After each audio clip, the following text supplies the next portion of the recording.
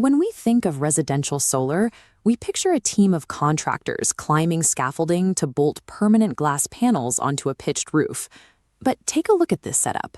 This is a standard 200-watt solar panel resting on a couple of PVC pipes planted in ordinary gray flower pots. There are no roof mounts, no holes drilled into the siding, and no construction crews in sight. For decades, accessing clean energy required checking two high entry boxes. You had to own your home, and you needed $30,000 in upfront capital. If you rented an apartment or lived in a condo with a strict homeowners association, you were locked out of the market. A freestanding rig like this avoids those hurdles. Because it isn't permanently attached to the building, it circumvents HOA property rules and skips the heavy installation fees. If you move out, you literally unplug the panel and put it in the moving truck. Bypassing the home ownership requirement allows the clean energy transition to reach the 40% of Americans who live in rental properties or apartments.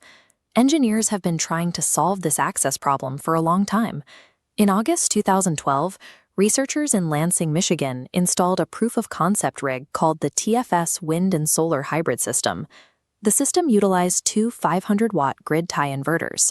The goal was to demonstrate that small, consumer-scale energy generation was physically feasible for a standard household. The hardware worked, but the developers ran into a legal wall. Due to strict electrical regulations, they were legally barred from tying the system into the home's 100-amp service panel.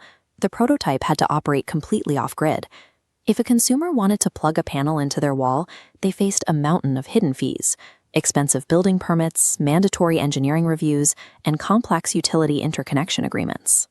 Bypassing this red tape and plugging a panel straight into an outlet earned the nickname Guerrilla Solar, and it was strictly prohibited. Utility grid monopolies and outdated building codes successfully kept these plug-and-play systems off the American market for over 10 years. Why were utilities so aggressive about blocking a small panel from plugging into a wall socket? The answer comes down to grid safety. When a major storm knocks out power, utility workers must physically repair the grid. They rely on those high-voltage lines being completely dead. If solar panels push electricity backward, they could accidentally energize a downed line. Anti-islanding prevents this.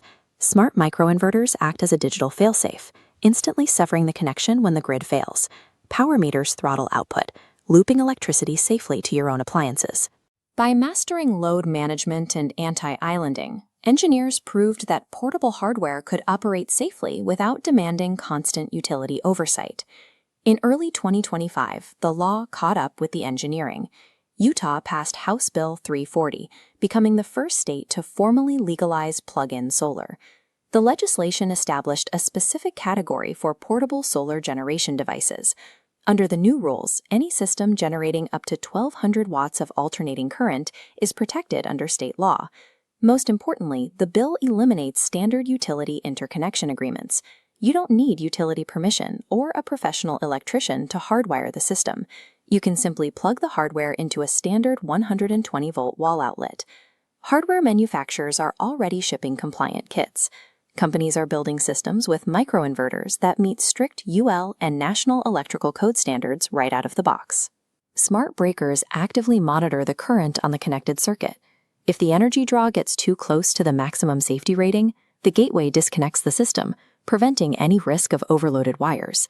Utah's legal framework, paired with these built-in hardware safety gates, officially took plug-in solar out of the legal gray area. Generating your own clean power is now an accessible, protected consumer right. This mirrors a shift already underway across Europe, where balcony solar has become a common fixture on multifamily apartment buildings in countries like Germany.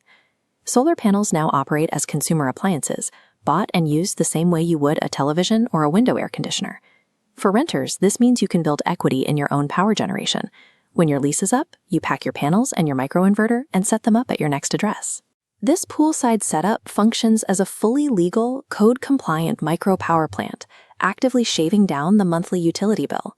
A single 1,200-watt array might seem small, but when scaled across millions of apartments and condos, these devices can collectively offset significant neighborhood demand, reducing the daily strain on aging municipal grids. We are moving toward a decentralized energy network, sustained by millions of small residential patios and balconies working together in the urban core. True energy independence no longer requires a 20-year mortgage and a perfect roof. It only requires a standard wall outlet and a few hours of sun.